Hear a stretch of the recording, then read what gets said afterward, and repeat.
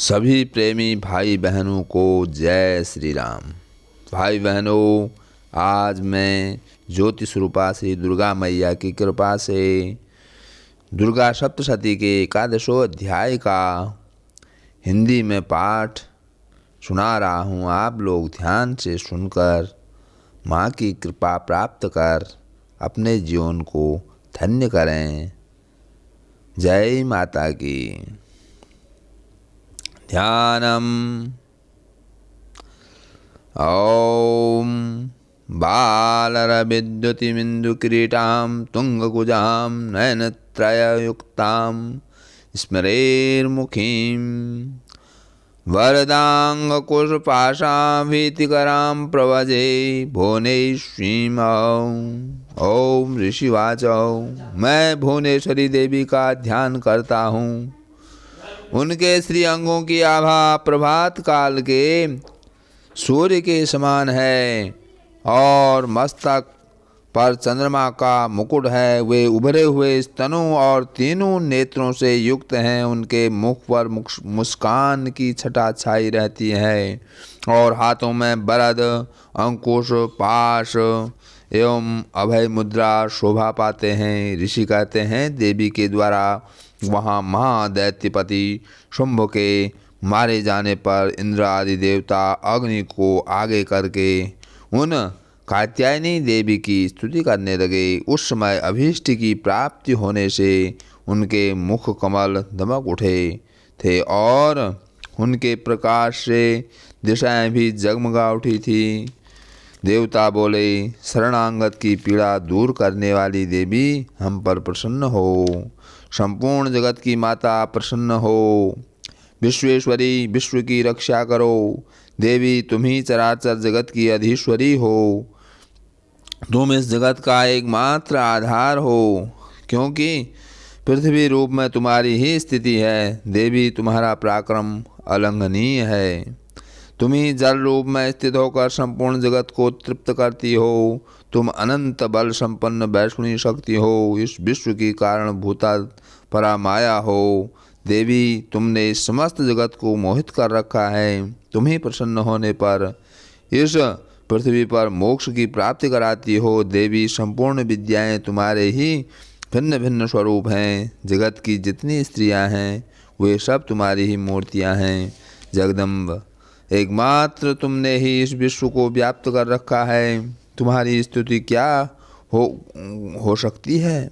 तुम तो स्तवन करने योग्य पदार्थों से परे एवं पराबाणी हो।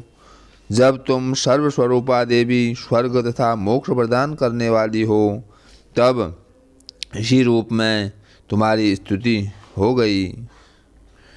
तुम्हारी स्तुति के लिए इससे अच्छी उक्तियाँ और क्या हो सकती हैं। बुद्धि रूप से सब लोगों के हृदय में विराजमान रहने वाली तथा स्वर्ग एवं मोक्ष प्रदान करने वाली नारायणी देवी तुम्हें नमस्कार है।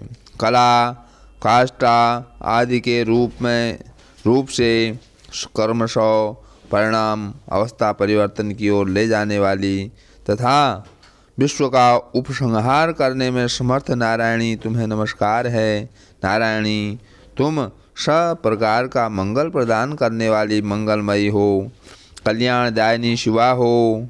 सब पुरुषार्थों को सिद्ध करने वाली शरणागत वत्सला, तीन नेत्रों वाली एवं गौरी हो। तुम्हें नमस्कार है। तुम सृष्टि, पालन और संहार की शक्तिभूता सनातनी देवी, गुणों का आधार तथा सर्वगुणमयी हो। नारायणी, तुम्हें नमस्कार है।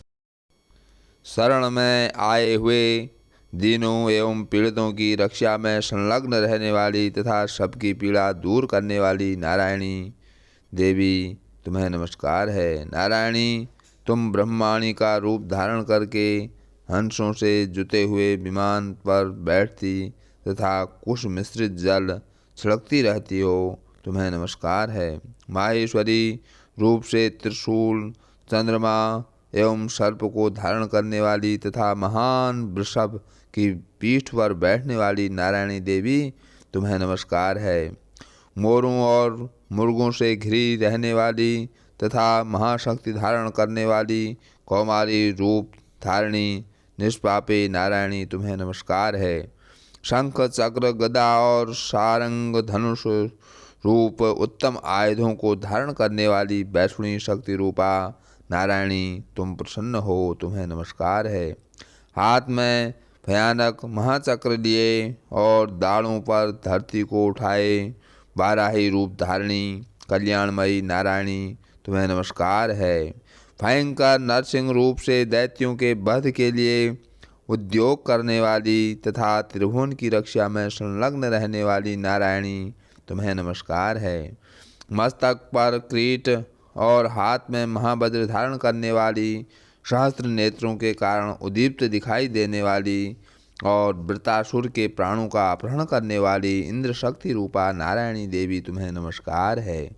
शिवदूती रूप से दैत्यों की महती सेना का संहार करने वाली, भयंकर रूप धारण तथा विकट गर्जना करने वाली नारायणी तुम्हें नमस्कार है। दाढ़ों के कारण विकराल मुख वाली, मुंड बालों से विभूषित मुंडमर्दिनी चामुंडा रूपा नारायणी तुम्हें नमस्कार है। लक्ष्मी, लज्जा, महाविद्या, श्रद्धा, पुष्टि, स्वधा, ध्रुवा, महारात्रि तथा महाअविद्या रूपा नारायणी तुम्हें नमस्कार है। मेधा, सरस्वती, बरा, श्रेष्ठा, भूति, ऐश्वर्य रूपा बाभ्रवी पूरे रंग की तथा अथवा पार्वती, तामसी, महाकाली, नियता, संयम परायणा तथा ईशा सबकी अधीश्वरी रूपणी नारायणी तुम्हें नमस्कार है।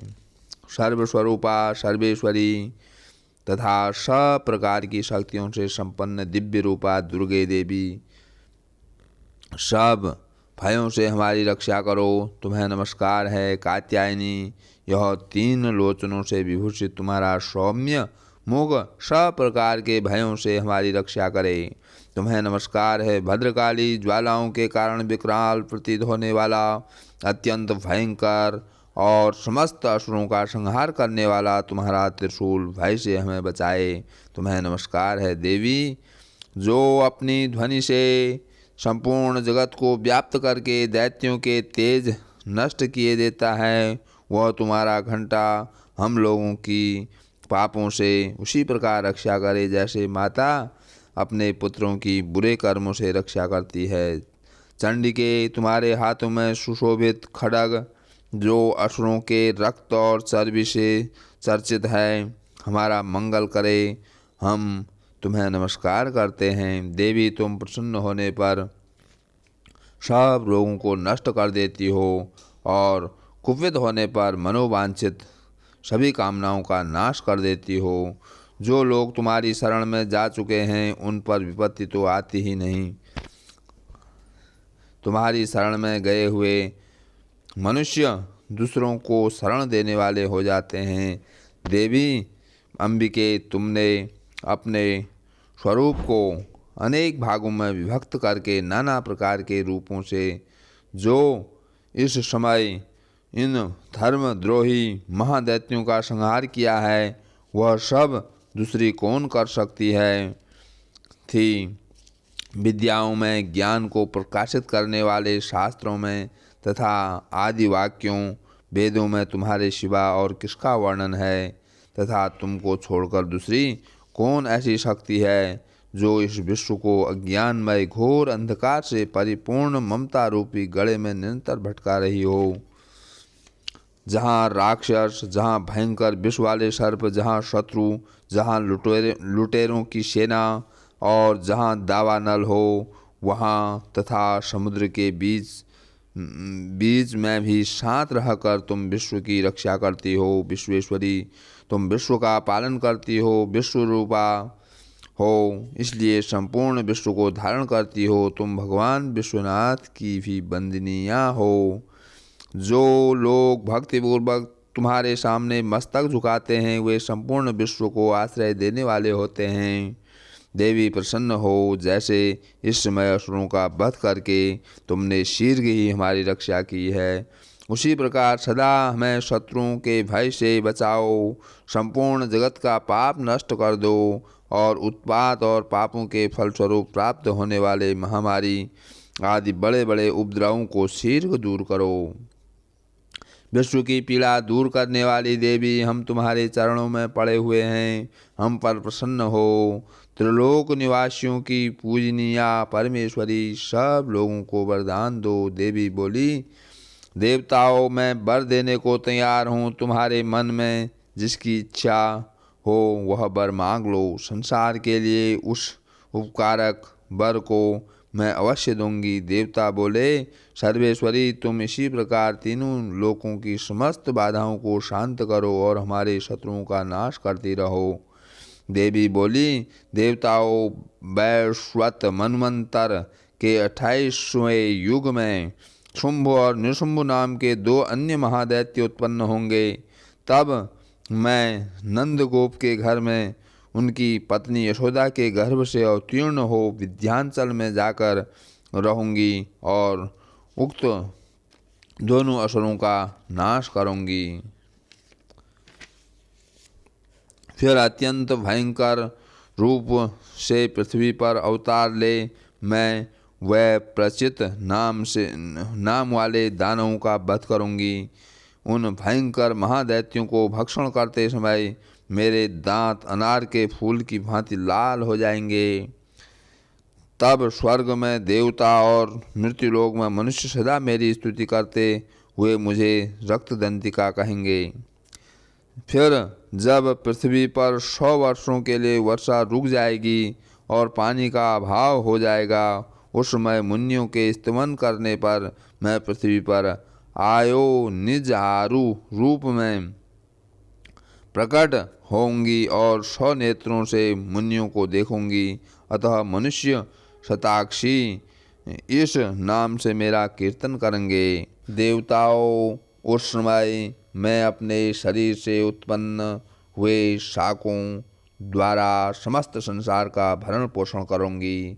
जब तक वर्षा नहीं होगी तब तक वे शाक ही सबके प्राणों की रक्षा करेंगे। ऐसा करने के कारण पृथ्वी पर शाकंभरी के नाम से मेरी ख्याति होगी। उसी अवतार में मैं दुर्गम नामक महादैत्य का वध भी करूंगी। इससे मेरा नाम दुर्गा देवी के रूप में प्रसिद्ध होगा। फिर मैं जब भीम रूप धारण करके मुनियों की रक्षा के लिए हिमालय पर रहने वाले राक्षसों का भक्षण करूंगी, उस समय सब मुनि भक्ति से नतमस्तक होकर मेरी स्तुति करेंगे और मेरा नाम भीमा देवी के रूप में विख्यात होगा। जब अरुण नामक दैत्य तीनों लोकों में भारी उपद्रव मचाएगा, तब मैं तीनों लोकों का हित करने के लिए 6 पैरों वाले असंख्य भ्रमरों का रूप धारण करके उस महादैत्य का वध करूंगी। उस समय सब लोग भ्रामरी के नाम से चारों ओर मेरी स्तुति करेंगे। इस प्रकार जब जब संसार में दानवी बाधा उपस्थित होगी, तब तब अवतार लेकर मैं शत्रुओं का संहार करूंगी। ओम ऐं ह्रीं क्लीं चामुंडाय विच्चे नमः। ओम श्री दुर्गा देव्ये नमो नमः।